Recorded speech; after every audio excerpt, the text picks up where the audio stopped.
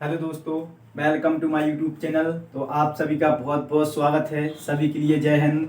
आज फिर एक न्यू टॉपिक के साथ मध्य प्रदेश की जल विद्युत तथा सिंचाई परियोजनाएं, जिसका ये पार्ट 1 है। दोस्तों, ये पार्ट कम से कम 3 या 4 भागों में होंगे। तो ये पहला भाग है जिसमें बात करेंगे मध्य प्रदेश की प्रमुख जल विद्युत तथा सिंचाई परियोजनाओं में। तो दोस्तों, वीडियो स्टार्ट करने से पहले वीडियो को लाइक और चैनल को सब्सक्राइब कीजिएगा और अपने दोस्तों में शेयर कीजिएगा। तो स्टार्ट करते हैं दोस्तों। तो मध्य प्रदेश की पहली जल विद्युत परियोजना कौन सी थी? चंबल घाटी परियोजना। चंबल घाटी परियोजना दोस्तों यह मध्य प्रदेश की पहली जल विद्युत परियोजना थी। दोस्तों, जो चंबल घाटी परियोजना है, इसकी शुरुआत कब होती है? तो इसकी शुरुआत कब होती है? 1953-54 में। कब होती है दोस्तों इसकी शुरुआत? 1953-54 में।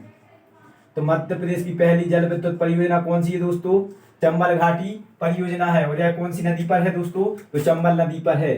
ठीक है, कौन सी नदी पर है? चंबल नदी पर है।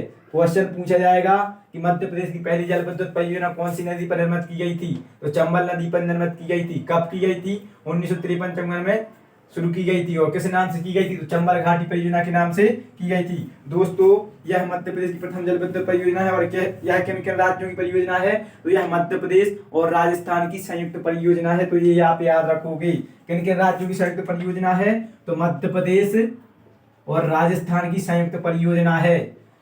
मोस्ट इंपोर्टेंट है, अक्सर क्वेश्चन पूछ लिया जाता है कि जो चंबल घाटी परियोजना है वह किन दो राज्यों की संयुक्त परियोजना है? तो मध्य प्रदेश और राजस्थान की संयुक्त परियोजना है। दोस्तों, जो चंबल घाटी परियोजना है, इसके अंतर्गत 3 बड़े बांधों का निर्माण किया गया है। जब मैं आपको नदियों का लेक्चर दे रहा था तब मैंने आपको बताया था कि जब ये इस नाम आया था चंबल नदी पर चंबल घाटी परियोजना का, तब मैंने आपसे कहा था कि मैं इनको इन डिटेल बताऊंगा। कब? जब मैं मध्य प्रदेश की जल विद्युत परियोजनाएं पढ़ाऊंगा। तो दोस्तों, चंबल घाटी परियोजना के अंतर्गत 3 बांधों का निर्माण किया गया है। वो बांध कौन कौन से हैं? तो पहले रखिए गांधी सागर बांध। पहला बांध कौन सा है दोस्तों? गांधी सागर बांध। गांधी सागर बांध जो मध्य प्रदेश का पहला जल विद्युत केंद्र है, ये आप याद रखोगे, गांधी सागर बांध। दोस्तों, जो गांधी सागर बांध है यह कहाँ पर है? तो यह मंदसौर और नीमच जिले के अंतर्गत आता है। तो इन 2 जिलों के अंतर्गत आता है।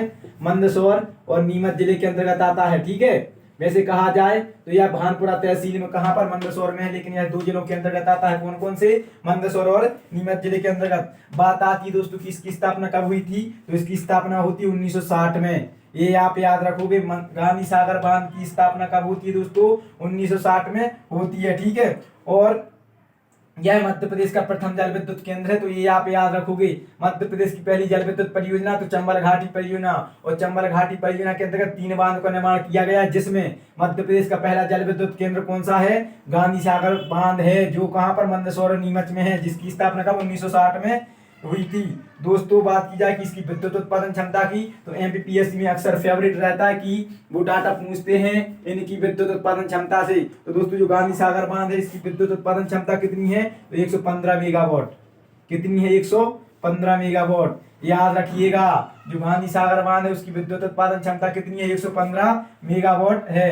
जो दोस्तों चंबल घाटी परियोजना है, इससे कुल टोटल कितनी? 386 मेगावाट विद्युत का उत्पादन होता है। याद रखोगे आप, कितनी?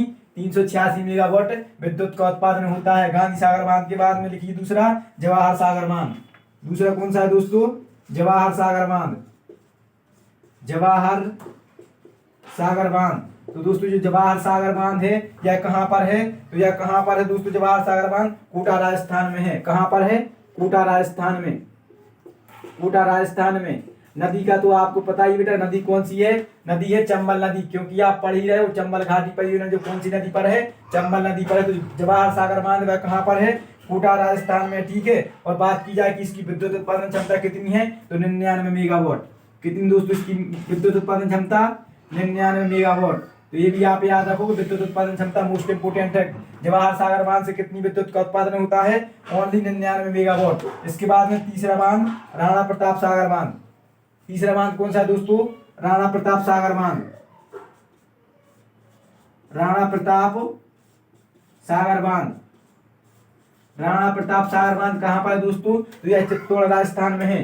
कहां पर है?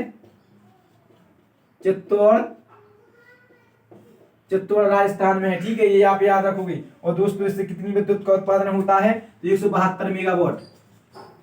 कितनी विद्युत का उत्पादन होता है? 172 मेगावाट। अब आप इन तीनों को ऐड करोगे तो 386 मेगावाट होगा। देखिए, गांधी सागर से 115, जवाहर सागर से 19 और राणा प्रताप सागर से 172, 5 9 14 2 16 की 6 हाथ से लाई 1 2 11 11 7 18 की 8 हाथ से लाई 1 1 2 3 386 मेगावाट।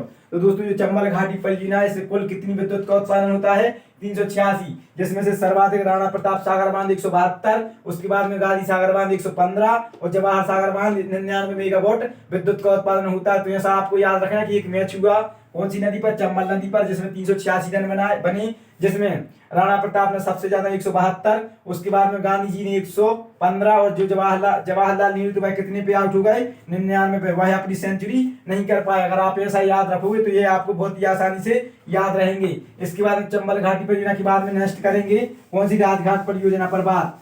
तो नेक्स्ट लिखिए राजघाट परियोजना। दोस्तों अगर आपको जानकारी अच्छी लग रही है तो वीडियो को लाइक और चैनल को सब्सक्राइब करना ना भूलें। इसके बाद नेक्स्ट लिखिए दोस्तों राजघाट परियोजना।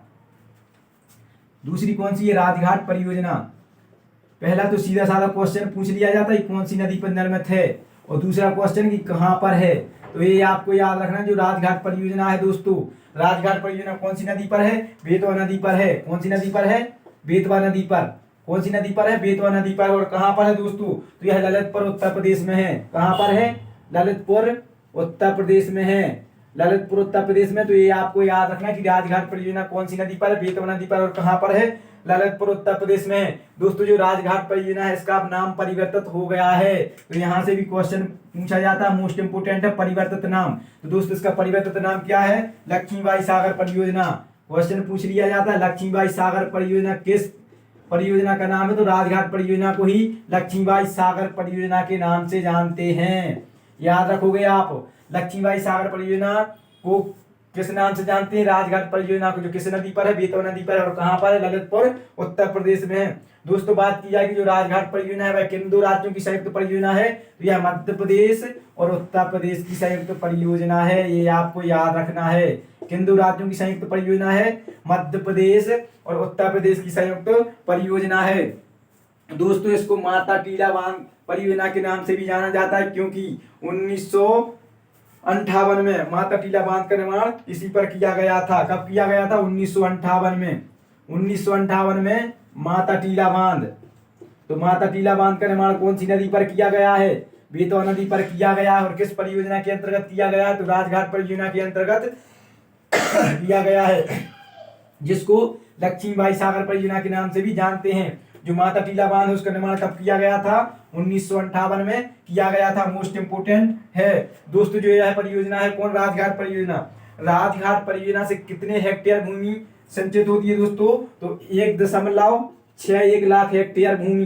कितनी, 1.61 लाख हेक्टेयर भूमि इससे संचित होती है। ठीक है, और बात की जाए दोस्तों कि इससे कितनी विद्युत का उत्पादन होता है, तो 45 मेगावाट। याद रखिएगा, पूछ लिया जाता है, बहुत ही फेवरेट होता है एमपीपीएससी का क्वेश्चन कि राजघाट परियोजना या लक्ष्मीबाई सागर परियोजना से कितनी विद्युत का उत्पादन होता है, तो 45 मेगावाट विद्युत का उत्पादन होता है। ये आपको याद रखना है। दोस्तों बात की जाए कि जो राजघाट परियोजना है इससे मध्य प्रदेश के कितने जिले लाभान्वित होते हैं, तो मध्य प्रदेश के 6 जिले लाभान्वित होते हैं। मध्य प्रदेश के कितने जिले होते हैं, 6 जिले लाभान्वित होते हैं, और उत्तर प्रदेश के 4 जिले।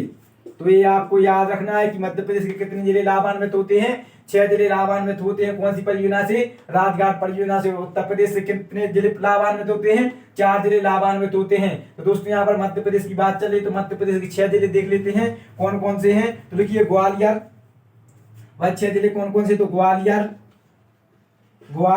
शिवपुरी, ग्वालियर शिवपुरी, भिंड दतिया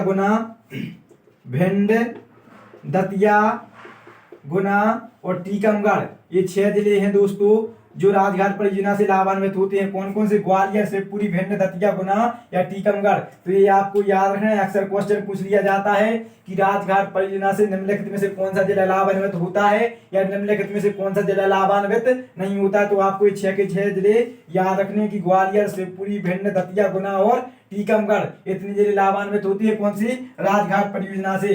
राजघाट परियोजना के बाद दोस्तों बात करेंगे बाणसागर परियोजना पर। अगर आपको जानकारी अच्छी लग रही हो तो वीडियो को दोस्तों शेयर करना ना भूलें, क्योंकि सहयोग आपका और मेहनत हमारी। इसके बाद में नेक्स्ट लिखिए बाणसागर परियोजना।